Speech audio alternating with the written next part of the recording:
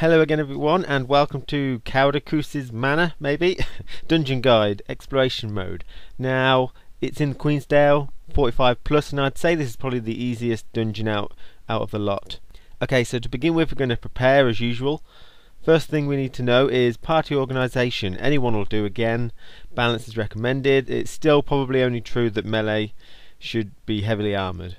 In this dungeon, projectiles are very common. There's a lot of ranged people, and you kind of have to take their damage, so I recommend taking reflection and protection skills to stop that. I also recommend you take some form of stability because there are a high amount of knockbacks in this dungeon, and it helps you keep composure and not be on the floor ready to die, basically. Okay, and use line of sight in this dungeon when you get the chance. If you're getting shot by people, just run behind cover so they have to run to you. He bunches them all up with the melee, which is a very good thing if you've got AoE people in the party. Additional notes: it takes about 1 hour, maybe less, depending on your group difficulty and personal route. Food is nice, and outlaw potions are useful here but not necessary. Okay, the 3 routes you've got are Route 1, the Butler route, Route 2, the Seraph route, and Route 3, the Asura route. Now, I'd say Butler is easiest, and Seraph and Asura are about intermediate together. I wouldn't say any of them is harder than the other one. Okay, so the first thing I'm going to talk about is the trash. Now, the trash mobs in this are mostly just bandits. So the first thing you've got is bandit bombers. Now, these throw bombs quite often and cause knockdown. They can be dodged because you see the red ring, but they cause chaos quite easily, so I recommend going for them first.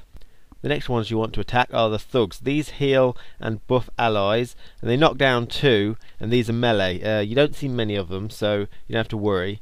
The ones after that are cut purses. They're melee fighters. You just want to CC these and then dispatch them. I recommend leaving riflemen till last. They're the ranged attackers, which you'll see quite a lot of. They do more damage to moving targets. This is where I recommend projectile defences come in handy, so that when you're killing the other 3, you can sort of keep these ones at bay, basically. Okay, so a basic rule of thumb is that you want to go for bombers, then melee, then ranged. Bombers cause a lot of chaos, so you want to get rid of them. Melee you can CC, but they're quite damaging, but CC them most of the time. And ranged, use your projectile defences against them, and line of sight. Okay, on the Butler route, which is the easiest I think, the first boss you'll encounter is Sure Shot Seamus. You encounter him in a different route as well, but he's the same, it's just a different area. So the first thing you'll see is he's got 3 ads with him. These are ranged ads, so just take care of them first and then go on to Seamus himself. Now the main overview of Seamus is that you want to spread out, go ranged, and use CC to impede his movement. He has this move called Blowout where he has to get into close range, so he'll often walk up close to teammates, so you want to CC him and bounce the aggro off your teammates so he's not actually close to anyone. When he turns to someone else, you can all attack him and don't worry about him. When he turns to you, run off a bit and CC him so the other teammates can do damage. Now his first move, as I've said, is Blowout. Blow it out your ass. Thank you. This is a close range knockdown skill. He uses it repeatedly even if you're down, so stability is very handy here because it knocks you down for about 5 seconds and then he does it again while you're still on the floor. So stability is very useful. His next move is a rapid fire. This can be quite painful. It's like unload for the thief skills, so this is where reflecting projectiles is very good, or using line of sight. Okay, often I will be doing gameplay things after these little title cards, but because this is such a simple dungeon, I won't be doing title cards very often. Okay, there he just knocked me back, and he did it again, killed me, but I rallied because we killed the enforcer. Right, now we've killed all the enforcers, so now it's just Seamus. So we all spread out a bit and just kite him around. See, he's trying to walk up to that person so he can do his close range knockdown all the time. And then when he gets close, he actually manages to do it. But he's a guardian. I think he can, or a warrior. I think he can, like, stop it. You know, he's got a lot of stability. Warriors have. Okay, I walked close to revive him, and he's using it against me, and he did it again and again and again. So you want to. He's gone off to someone else now, which gives you a good opportunity to get back up. So I'm trying to use the bushes as line of sight. Bushes stop bullets pretty well. Okay, and I try and CC him. It does seem that some CC works all the time on bosses, any bosses, and some doesn't. Say, number 5 skill on the staff for Elementalist in Earth always seems to stop them. That's just immobilize. Always works, doesn't, no matter on the Defiance. But say freezing someone doesn't work half the time. So I find that pretty useful to know that some things work all the time. Again, he keeps trying to blow back my golem there. My golem's not doing much, but at least he's taking the brunt off us. And that's pretty much it. It's a simple fight. You'll meet him later in a different route, and he's the same thing, you're just in the corridor at that particular point. Okay, so rocket turrets is the next thing you'll meet. This is a small little event type thing, which is a bit special in a way. Basically, you've got a small corridor, and there's loads of rockets there. You can't kill these by conventional means. You can't do any damage to them. You have to pick up one of these rifles, and then your 1 to 5 skills change, and they're all blasting back projectiles pretty much. So you basically just got to run up or slowly edge your way in, you know, and when a projectile comes towards you, you blast it back, and that does damage. So you've got to basically just push using that. You've got to kill them all, so you don't need to rush that much, and you don't all need to go down here. But it is pretty difficult to sort of tell, and you can be quite weak. There's quite a long cooldown on the thing, 3 seconds, which isn't too bad, I guess, but it shows when you're in the middle of them. Okay, and the next boss you'll fight is Wayland Smithers. Now, this particular boss fight is pretty simple as well. She's got a couple of mobs around her, which you want to take care of first. Saboteur and such. Area of effect knockdown, which is the ones you want to kind of get rid of first. You kind of want to pull them through the door, because then you get a lot more room to move about, I would say. So we got rid of that person, and then we're getting rid of this cook first, which is the other ad she's got with her. Okay, so now we've killed the mobs, we've just got Wayland, and this person does poison AoEs, which you just have to avoid, and also blinds you, which isn't too bad. He occasionally can do a lot of AoE circles on the floor in one big go, and these seem to explode a little bit, so you've got to just be careful of that, dodge through them like so, that particular point there. I seem to be getting stacked up on weakness, so that's not too much trouble, just try and avoid all the AoE circles really.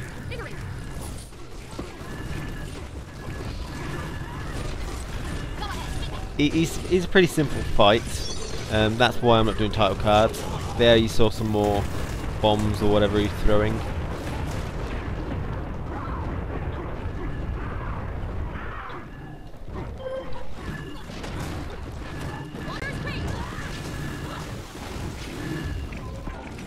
After this particular fight, you head into a room where there's a large amount of normal mobs.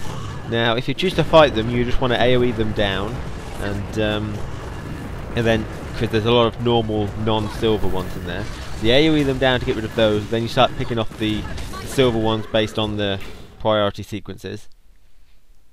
And okay, here we are. So you can choose to kill them if you want. I've done it both ways, because the other way is to just avoid them completely. I have no quarrel with avoiding normal mobs completely. Now, before you get into that room with the big normal mobs, you've got to run this little gauntlet thing where there's some riflemen at the end and all these traps. Now, if you get caught, I recommend standing still so that you have time to replenish your health before moving on, because you might get caught again. And it does seem like my invulnerability mist just doesn't work. If I hover over some spikes, they still get me, which is pretty much a pain. Okay, and after you get to the end of this gauntlet thing, there's a large group of mobs down there. Now, as I said, you can choose to kill them, AoE them, and then take on the silver ones. But if you just stick to the right and jump up these rocks and up the wall here, up this ramp, then you can avoid them completely, which I have no quarrel with. I don't think that's a glitch, and a lot of games people like to avoid normal mobs. If you just stick to the right hand wall here and run across, and then you jump down this bit here to fight the last couple, and you want to run back though, and use the line of sight to pull them back here, and then take care of them, and some more will come because I think there's a patrol, and so you'll get some more after you kill these people. Here they are. Again, use line of sight to sort of huddle them all up and make sure, so it makes it go a lot faster really. Okay, and after you've done this section, you've got onto the final boss of this route, which is Valog, a centaur. Now this person is on a raft on his own. You can go onto the raft, it's recommended that most people do. If you're ranged, you can stay on the where I'm about to stay. All this guy does is cripple you, which isn't too bad, and does AoE. You'll be able to see it. I'm going to stay on here. That's his AoE there, that big circle. So if you see that, as you can see on the health bars to the top left, you can see people taking some damage. It doesn't always seem to be the case. But if you want, you can just walk out the edge to the edge of the raft. There's not much room, or you can jump in the water to just avoid that AoE. I chose to stay on the ramp here. He seems to do some ranged attacks, but since I've taken skills which reflect projectiles, it's not too big of a deal. I can seem to cope with it, so it's no big deal for me, so I stay here. My golem's not doing anything though, which is a shame. If I was on the platform, my golem would help tanking. But it doesn't seem too much of a problem. A lot of people are not taking much damage, although I do have a guardian and 2 warriors, so. But there, he's nearly dead. Didn't take long. He's a very easy final boss. So that's route 1. So on the Seraph route, the first things you'll encounter are loads of mobs, and you'll have some elite mobs like gold ones, but they're not very hard, so you just take them down as you come to them. The first notable thing you'll come across is a room with tons of spikes that appear. Now the main thing here is just to stay on the carpet. If you're on the carpet, you're safe, or you can pick up pillows which you can get from the various chairs to throw onto the hard surface to create a new safe spot. Now as you can see, I'm standing on the hard floor and no spikes are coming up because I'm not moving. I just moved a little bit to get to that person. So you can either pick up a pillow and stay on the carpet, or you can move little increments and then heal up before you move some more. It's totally up to you.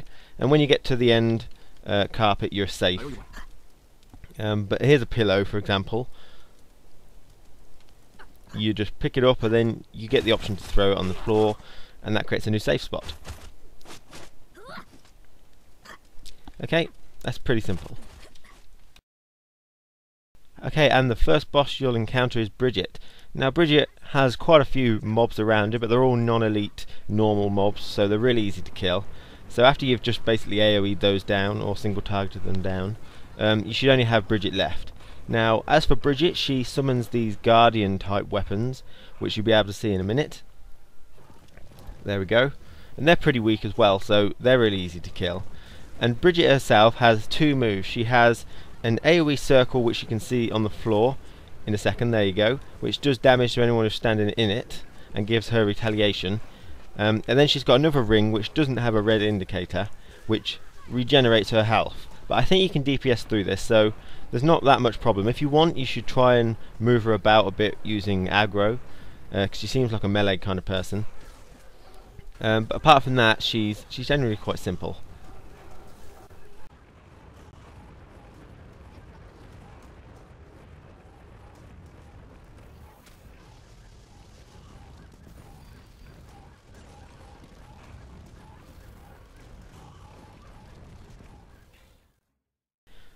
And when you've killed Bridget, you'll get another boss starting to walk towards you, which is a hunting hound. Now you may have fought hunting hounds in the story mode before, and this one's no different, basically. It's just got a lot more health. So it's got 2 adds with it, which one is a bomber and one is a rifleman. So you want to take care of the bomber first, and then the rifleman, just so you've got the hunting hound left.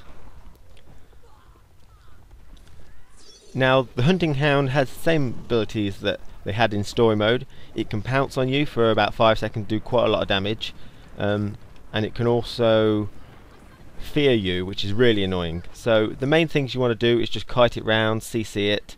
I'm trying to CC it here. If you've got any like condition removal skills which will get rid of fear, that's pretty good.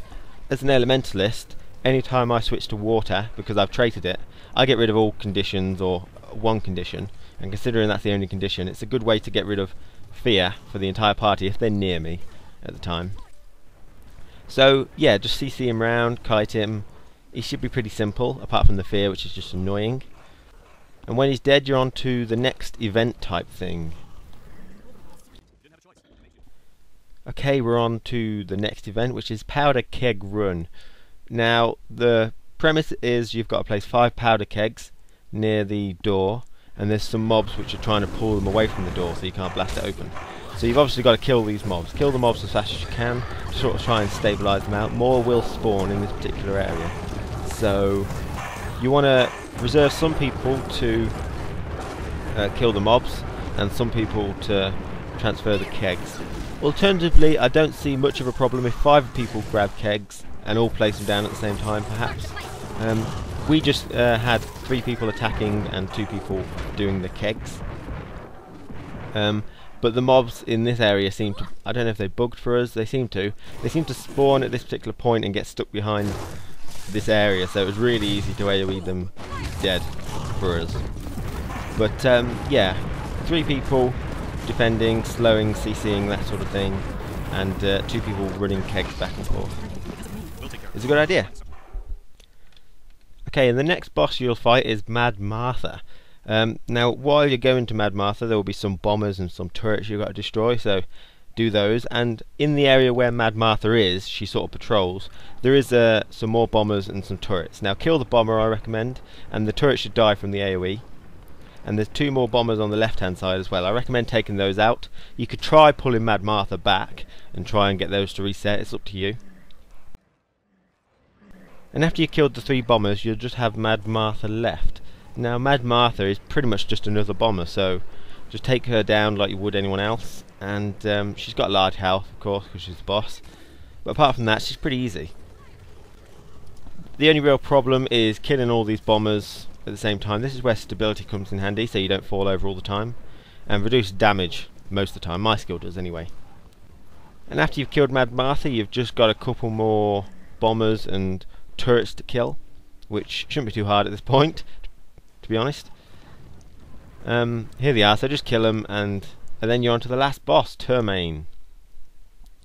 Okay, so Termain can be quite difficult. Now, his main skills are that he places AoE circles down, large ones, and they inflict random conditions, so you just want to avoid them. You get enough chance to move out of them before they condition you, and they do quite a bit of damage if you stand in them. He also has the ability to go into sort of a Predator style invisibility. He turns translucent and invulnerable and can't be CC'd at this point, and then he'll charge at random players and cause a heavy amount of damage and conditions at that spot, so you want to dodge out of the way if he's charging towards you. And that's pretty much all he's got, but he does put down a lot of AoE circles, a lot, so you want to constantly be aware, maybe take some sort of condition removal skill and stuff like that, and try and generally stay out of all the circles, although that's true for every boss, I imagine. Okay, so we've pulled him and he's putting down these circles. All my teammates are dead, wow. Okay, and now he's gone in sort of translucent, so he's going to be charging players at the minute. I'm going to take this opportunity to kill him some more. Okay, he's gone translucent again. Now, I recommend everyone go ranged on this fight because he goes translucent quite often, and it would just help you be able to keep constant damage on him rather than have to run up to him avoiding all his circles to try and get a bit of melee damage. So ranged is a good idea. Okay, if you see him running at you, you're supposed to dodge or get out of the way. I mean, it's not too bad, you just heal afterwards, but better to try and avoid it, of course. He does run quite fast. So as you can see, I'm avoiding all these little red AoE circles whilst trying to do damage, of course. You get about 10-15 seconds, I'd say, of damage before he goes invisible again.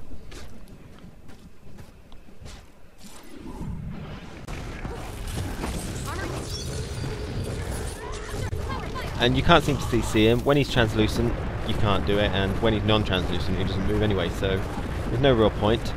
So he's placing down a lot of circles here, as you can see. Best to try and avoid them the best you can. I'm getting pushed into a rock. Hopefully one doesn't appear on top of me or I'm screwed. I'm sure I'll survive if he manages to do it though.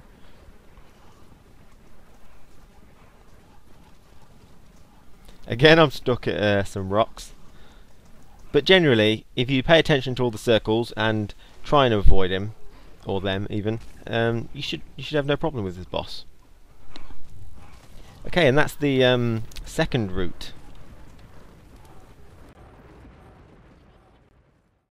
Okay, on the third and final route, the first boss you'll fight is Sure Shot Seamus again. It's the same as before, but this time you're in a different location, which makes it a little bit more difficult, I'd say. Now he's still got his unload skill, which does a lot of rapid fire, so reflecting projectiles is a good idea at that point. And he's also still got his blowout, which causes knockdown and uses it repeatedly. So it's a bit harder to kite him at this particular point. And there's a net turret at the end, which you can probably see. I recommend trying to destroy these turrets before you actually get started on Seamus, because it's hard to kite him around if you keep getting immobilized by these net turrets. Now, if you see that little cog, that's the quest objective. This boss is just like a thing you have to get past. So you've just got to activate that bomb. So one thing you can do is use stealth, using the Mesmer Elite or some thief skills, and activate the bomb and run out so you can skip this boss. That's one alternative you can do. It's up to you whether you want to do that though. So I use line of sight by ducking in there because obviously I was a bit injured. You don't actually have to kill him either, you just have to get him down to low.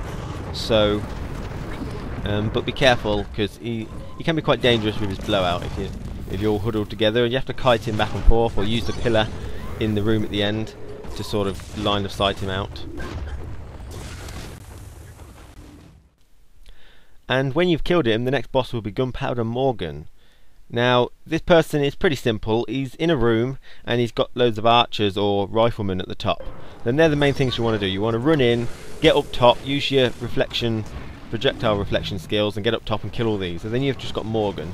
And now Morgan only throws bombs, so he's really simple when you've killed all the people. So apart from that, you can dodge all his skills, all these bombs, and it's a pretty simple fight. Now another alternative strategy is to run up, get 4 of your team to run upstairs ready for the rifleman while the cinematic's playing. So the cinematic plays and then 4 of you quit and run up there, because the riflemen don't actually appear until the cinematic's finished. So you can get in place ready to kill them without having to run this little gauntlet thing. So that's a good idea, is get rid of the cutscene and 4 of you running up there preemptively.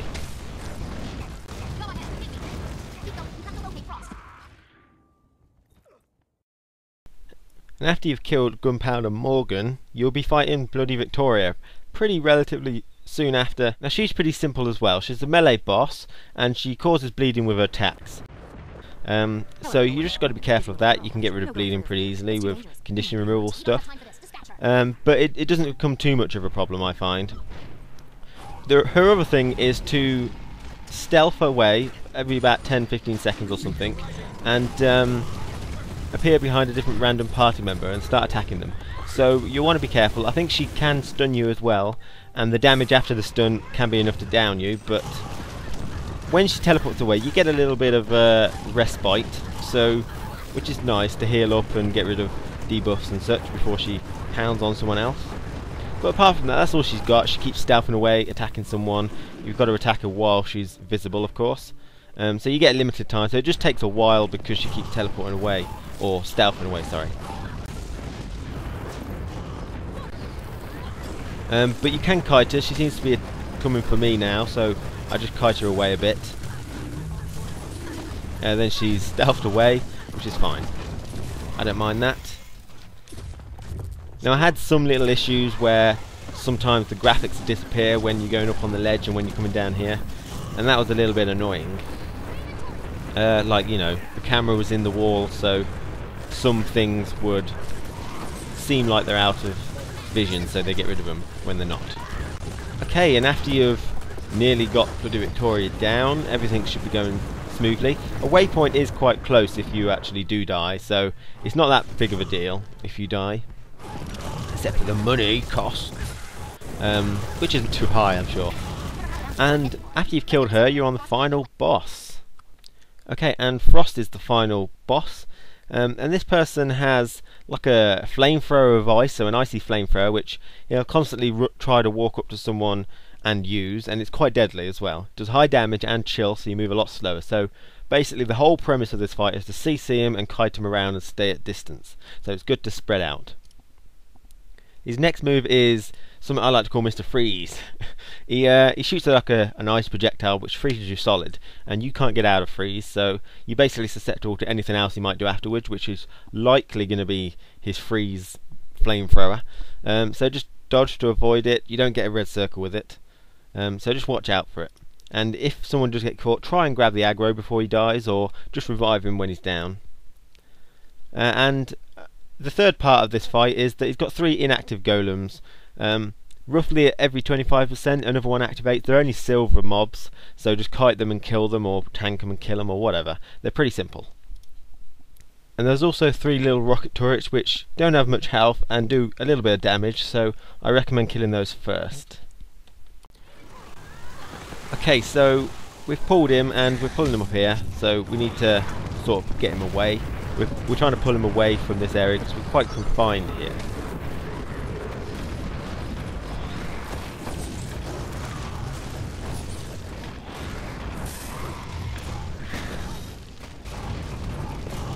Okay, as you can see, he's doing like the freeze ray, and he's got someone down, or he will have in a second. Okay, he's got someone down, and now I wouldn't recommend going to revive that person, because if he does freeze ray on you, it's just going to be 2 people down instead of 1. And he does seem like the type of boss which will continually freeze or flamethrower whoever's down. So if you're going to revive someone, try and do it from range, or the best thing I recommend is to try and get someone else to grab aggro so he comes after you, and then someone else go and revive that person as they're down. So now we've got a golem appeared, which isn't too hard. I'm trying to kite this guy around. As an elementalist, I've got quite a lot of kites, so that's pretty useful.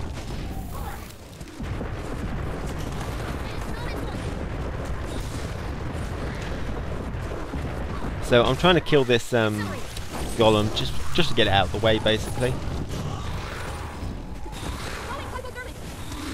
He cornered me a bit there, so I used some skill to get rid of that, and now I'm cornered again. You can dodge out the way, but I am slowed. Okay, I'm not saving any of these people. My resurrection skill is just about to come off, so I will resurrect anyone that I see who gets downed now. I think there's one person down there. I think that's the NPC, I'm not sure. But I'm not going to resurrect that person.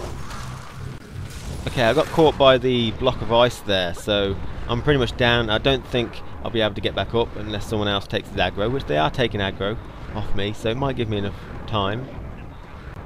That's what I recommend you do, is to just... oh, crap. Okay, I got down straight away and then killed. But apart from that, it's pretty simple. If you've got good CC, you can just keep him at bay all the time. And that's the third and final route of Caudecus' Manor, if that's what it's called. I hope that helped. It was a pretty easy dungeon, so I'm going to move on to harder ones now.